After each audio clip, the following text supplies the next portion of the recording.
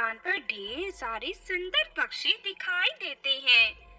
उन पक्षियों की सुंदरता देख राजकुमारी तारा उन पर मोहित हो जाती है। उसके बाद राजकुमारी दुकान पर बैठी औरत को ढेर सारे स्वर्ण मुद्राएं से भरी एक थैली पकड़ाकर उसे सारे पक्षी खरीद लेती है। फिर महल जाकर राजकुमारी उन सभी पक्षियों को अपने कमरे में रखकर उन्हें पालना शुरू कर देती है। लेकिन फिर एक रात अचानक राजकुमारी के कमरे में एक चुड़ैल दाखिल हो जाती है।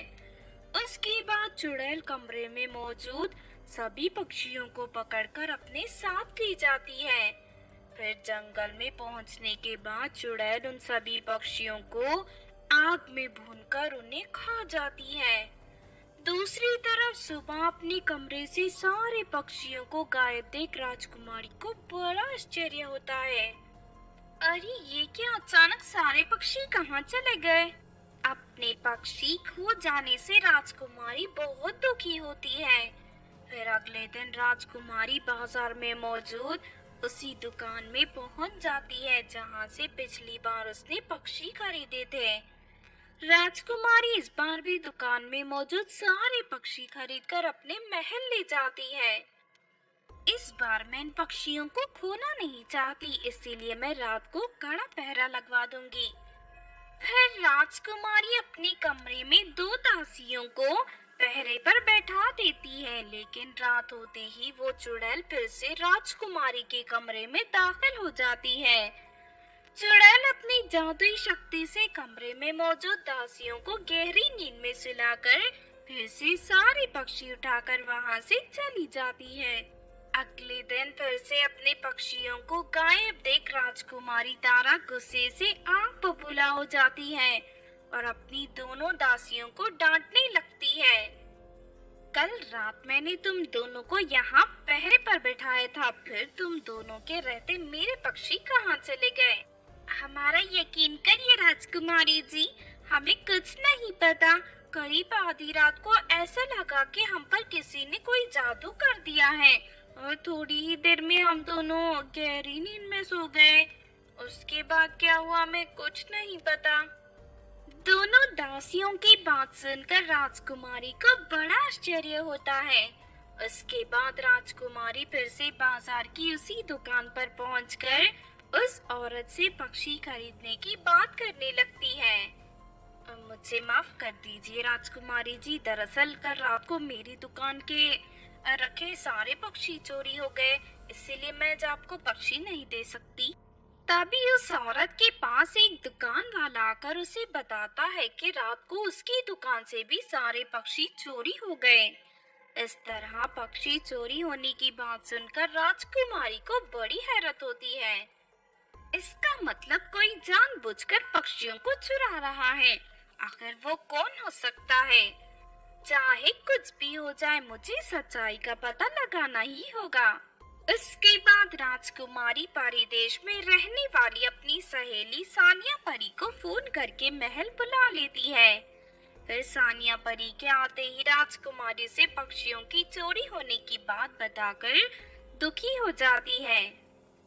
मेरे रहते तुम्हें किसी बात की चिंता करने की जरूरत नहीं है तारा, मैं उस पक्षी चोर को पकड़ कर ही रहूंगी।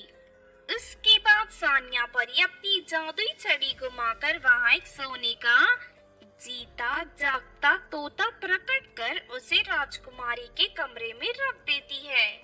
रात होती ही हमें उस चोर के बारे में सब पता चल जाएगा।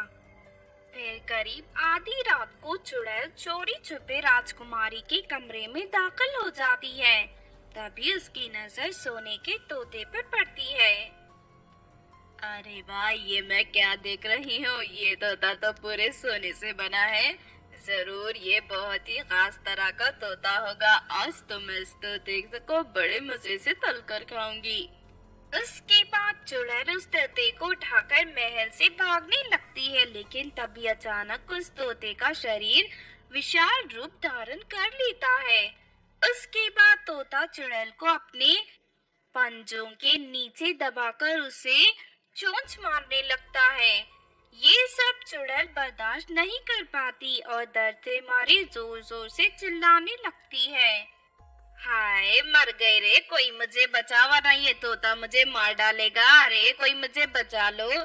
तभी वहाँ सानिया परी और राजकुमारी आ जाते हैं। अच्छा तो ये चुड़ैल पक्षियों को चुराकर अपने साथ ले जाती थी। आज ये हमारे पकड़ में आ गई, अब मैं इसे नहीं छोड़ूंगी। उसके बाद सानिया परी चुड़ैल को एक सुराही में बंद करके उसे अपने साथ ले जाती है। इस तरह सब कुछ ठीक हो जाता है। उसके बाद राजकुमारी फिर से बहुत सारे पंछी खरीदकर उन्हें पालने लगती है और खुशी से अपनी जिंदगी जीने लगती है। एक बार की बात है, किसी शहर की एक बिल्डिंग में राधिका अपने छोटे भाई और माता पिता के साथ रहती थी। राधिका ने अभी अभी कॉलेज में दाखिला लिया था, जबकि उसका भाई स्कूल में पढ़ रहा था। फिर कुछ दिनों बाद राधिका का जन्मदिन आ जाता है। दोनों भाई बहन खरीदारी करने बाजार चले जाते हैं। दूसरी तरफ राधिका के माता पिता घर पर उसके लिए केक बनाना शुरू कर देते हैं। लेकिन अचानक गैस सिलेंडर फट जाता है और पूरे रसोई घर में आग लग जाती है। इस हादसे में उन दोनों की मौत हो जाती है। दूसरी तरफ राधिका जब अपने भाई के साथ घर लौटती है तो अपने माता पिता की लाश देख उसके होश उड़ जाते हैं। इस बात से राधिका और उसका भाई बहुत दुखी होते हैं। फिर शाम को कुछ बिल्डिंग में रहने वाले लोग राधिका के माता पिता का अंतिम संस्कार कर देते हैं। इस तरह कुछ दिन बीत जाते हैं। फिर एक दिन, ओ दीदी, हमारे माता पिता तो इस दुनिया में नहीं रहे, अब हम इस फ्लैट का किराया कैसे देंगे? फ्लैट की मालकिन कमला आंटी तो हमें घर से बाहर निकाल देगी। तुम तो जानती हो कमला आंटी कितने गुस्से वाली है। हाँ पिंटू, तू ठीक कहता है, मुझे इसी बात का डर है। इससे पहले कि कमला आंटी हमें बेइज्जत करके हमारे फ्लैट से बाहर निकाले, इससे पहले ही हमें यहाँ से फ्लैट छोड़ देना चाहिए। उसके बाद दोनों भाई बहन अपना सामान बांधकर कमला के पास पहुंच जाते हैं। कमला आंटी, ये लीजिए फ्लैट की चाबी। हमारे माता पिता के देहांत के बाद हम आपको किराया नहीं दे पाएंगे, इसलिए हम दोनों आपका फ्लैट खाली करके जा रहे हैं। अरे नहीं नहीं बच्चों, ऐसा करने की जरूरत नहीं है। चिंता मत करो, मैं तुमसे किराया नहीं लूंगी। तुम दोनों आराम से मेरे घर पर रह सकते हो। अगर किसी चीज की जरूरत हो तो मुझे बता देना। अचानक कमला का मीठा व्यवहार देख राधिका को बड़ी हैरानी होती है, लेकिन दूसरी तरफ उसे बहुत खुशी भी होती है। उसके बाद दोनों भाई बहन बिना किसी झिझक के फ्लैट में रहने लगते हैं। फिर एक रात करीब 12 बजे दरवाजे पर दस्तक होती है। राधिका जैसे ही दरवाजा खोलती है कि सामने उसे कमला दिखाई देती है। क्या बात है आंटी, आप इतनी रात को यहाँ? क्या बताऊं बेटी, आज मैं सुनार की दुकान से गहने खरीदकर घर लौट रही थी, लेकिन रास्ते में अचानक गहनों की थैली कहीं गिर गई।